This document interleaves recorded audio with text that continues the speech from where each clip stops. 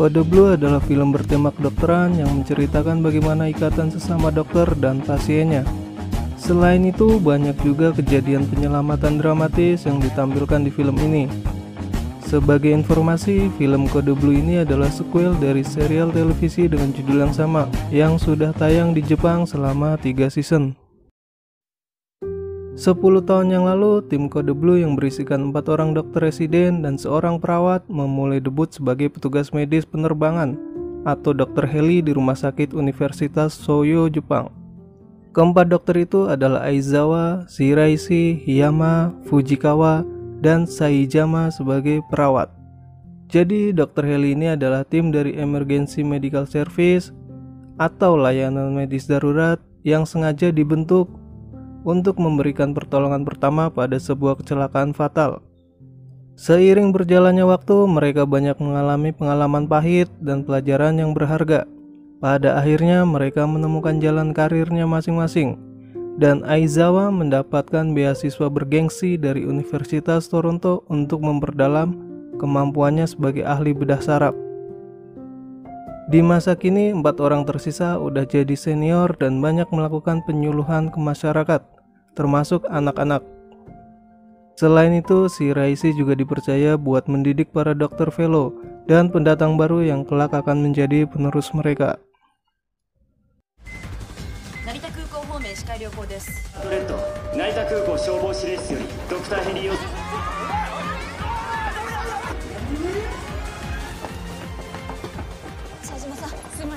Tiba-tiba terjadi kecelakaan pesawat Vietnam Airlines di Bandara Narita dan Shiraishi memimpin dokter heli menuju ke sana. Tugas mereka adalah menentukan prioritas pasien buat diterbangkan ke rumah sakit. Tapi pas sampai di sana ternyata udah ada dokter yang melakukan triage atau proses memilah pasien berdasarkan beratnya cedera untuk menentukan jenis perawatan gawat darurat. Dan yang lakuin itu adalah Aizawa. Kebetulan hari itu dia baru balik dari Toronto dan dengar berita kecelakaan ini. Dari banyaknya korban, ada 2 orang yang lukanya cukup serius dan harus cepat dipindahkan ke rumah sakit. Pasien pertama mengalami cedera kepala dan akan ditangani oleh Aizawa. Sedangkan satunya lagi cedera di dada dan yang nanganin Hiyama. Jadi Aizawa ini nggak begitu disukai sama dokter fellow karena orangnya terlalu tegas. Makanya selama Aizawa lagi di sini mereka rada ketakutan. Tapi terlepas dari itu, Aizawa dan dokter heli yang lain adalah dokter hebat yang udah banyak nyelamatin pasien, termasuk operasi kali ini. Setelah operasi, pasien yang cedera di dada dipindahkan ke ICU dan Saijama yang bertugas merawatnya.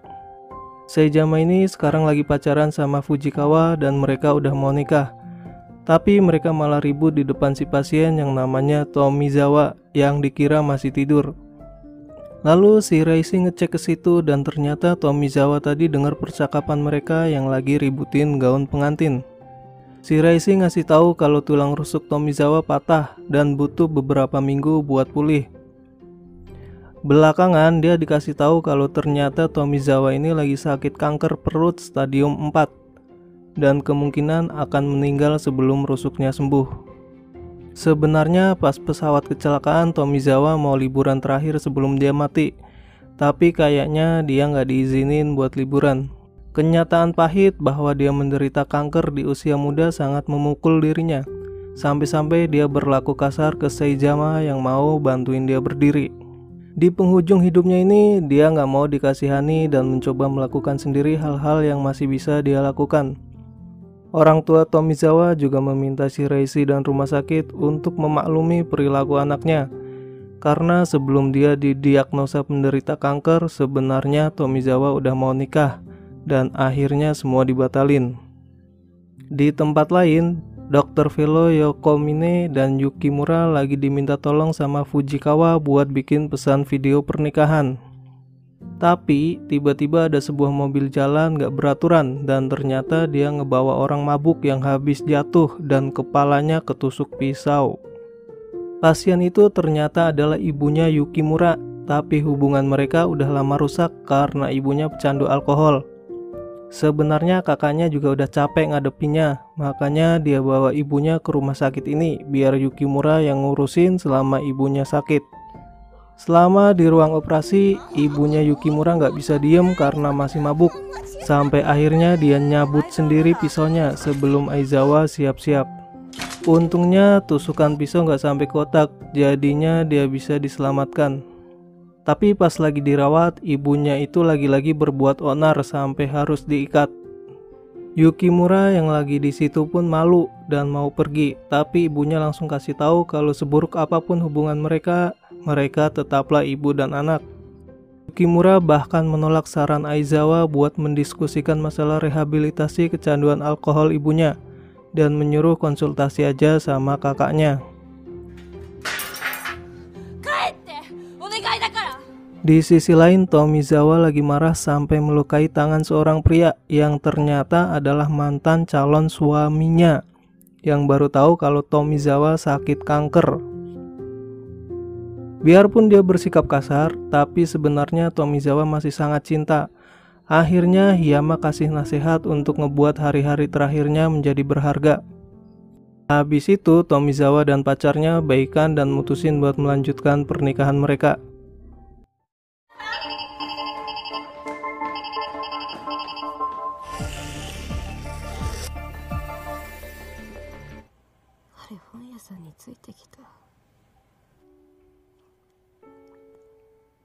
Meski perjuangannya cukup berat karena Tomizawa sempat pendarahan hebat, tapi akhirnya dia bisa bertahan sampai hari pernikahan. Dan setelah melangsungkan upacara pernikahan, dia kembali ke rumah sakit dalam keadaan kritis.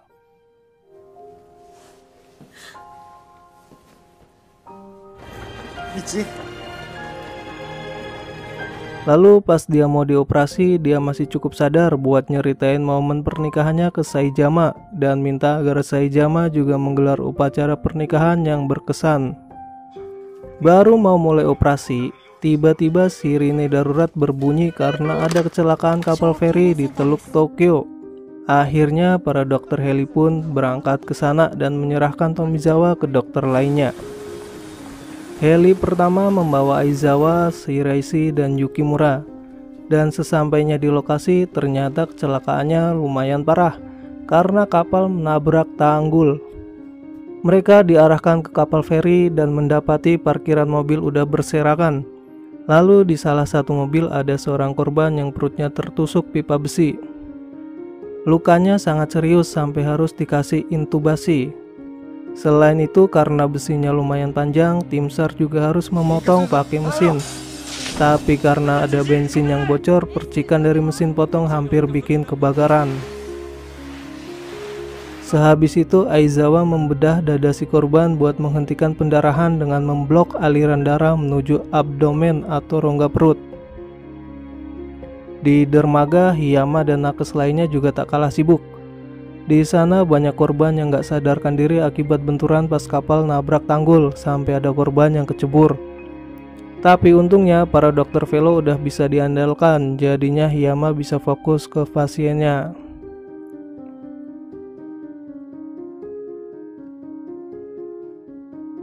Sementara itu situasi genting dialami Aizawa. Mereka kehabisan waktu karena tim SAR gak bisa motong pipanya pakai mesin. Akhirnya dia mutusin buat membelah sisi perut si korban biar pipanya bisa dikeluarin. Tapi karena resikonya cukup besar, maka mereka butuh persetujuan dari anaknya korban. Shiraishi pun nanyain sama anaknya korban tentang riwayat sakit ayahnya. Tapi ternyata anaknya ini baru ketemu lagi sama ayahnya setelah puluhan tahun dan gak tahu apa-apa. Jadi ceritanya si anak ini dulunya merupakan korban kekerasan ayahnya. Dan pas usia 11 tahun dia kabur dari rumah. Meski kecewa sama kelakuan ayahnya, tapi dia tetap memberikan persetujuan dan berharap ayahnya bisa diselamatkan. Akhirnya Aizawa mulai membedah perut si korban sampai berhasil ngeluarin pipanya.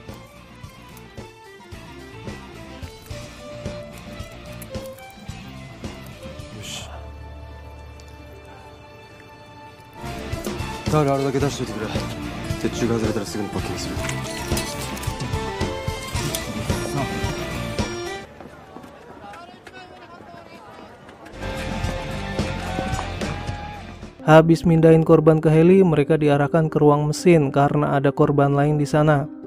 Tapi pihak operator lupa ngasih tahu kalau korban di ruang mesin terluka karena sengatan listrik.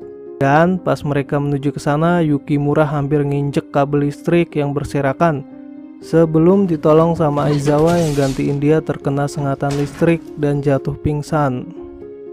Shiraishi sama Yukimura langsung kasih pertolongan pertama sebelum memindahkan Aizawa ke rumah sakit sambil diiringi tatapan sedih rekan-rekannya.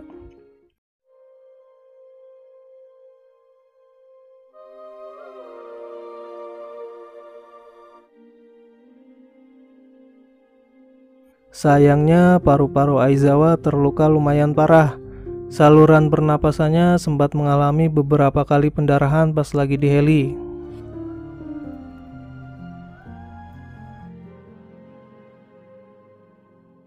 Terus pas udah sampai di rumah sakit, kondisinya juga nggak jauh beda.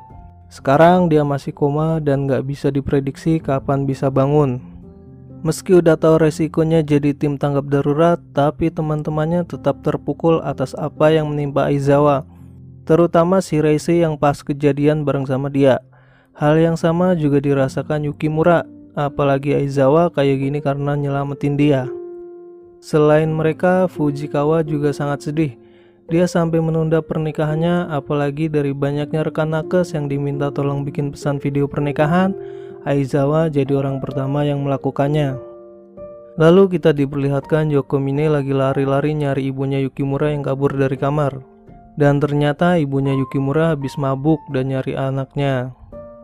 Pas udah ketemu, Yukimura yang mulai terbuka hatinya setelah melihat kejadian di kapal, meminta agar ibunya mau berhenti minum alkohol. Terus ibunya cerita kalau selama ini dia kesepian karena merasa anak-anaknya nggak ada yang peduli sama dia dan minta maaf sama Yukimura. Reaksi ibunya berhasil menggugah hati Yukimura dan mencoba baikan sama ibunya. Selain itu, pas ibunya udah boleh pulang, dia juga baikan sama kakaknya dan janji sesekali akan pulang ke rumah. Singkatnya, keberuntungan masih berpihak ke Aizawa. Dia akhirnya bangun dari koma.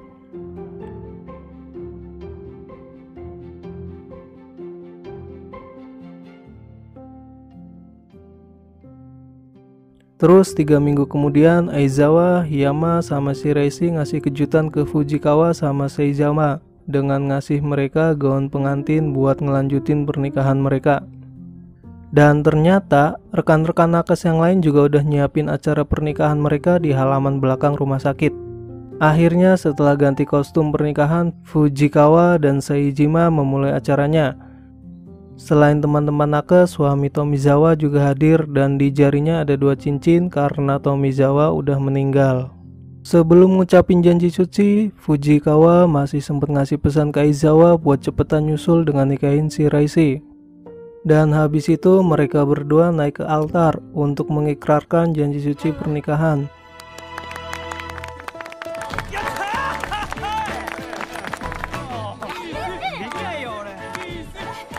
Di acara itu, Hiyama secara nggak langsung juga dapat pencerahan. Sebelumnya dia berantem hebat sama kekasihnya yang punya penyakit saraf. Tapi setelah lihat kebahagiaan mereka, dia mutusin buat baikan sama kekasihnya karena dia sadar nggak bisa hidup tanpa kekasihnya.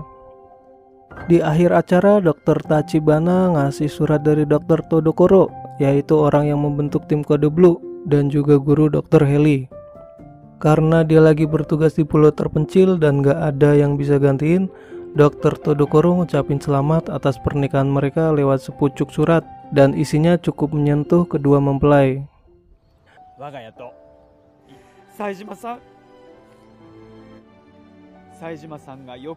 Habis acara di rumah sakit, mereka juga ngadain pesta di bar.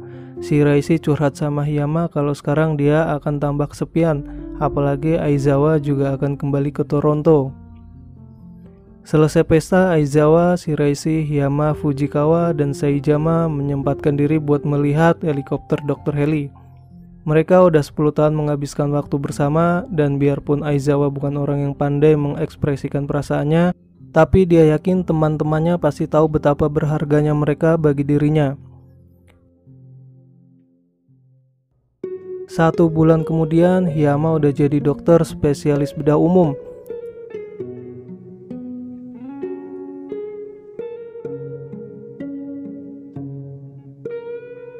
Sedangkan Shiraishi kini jadi leader Dr. Heli sekaligus menuntun junior-juniornya yang kelak akan menggantikannya. Sementara Aizawa udah mulai residennya di Rumah Sakit Universitas Toronto. Dia jadi dokter spesialis bedah saraf yang kemampuannya sangat diakui rekan-rekan dokter di sana.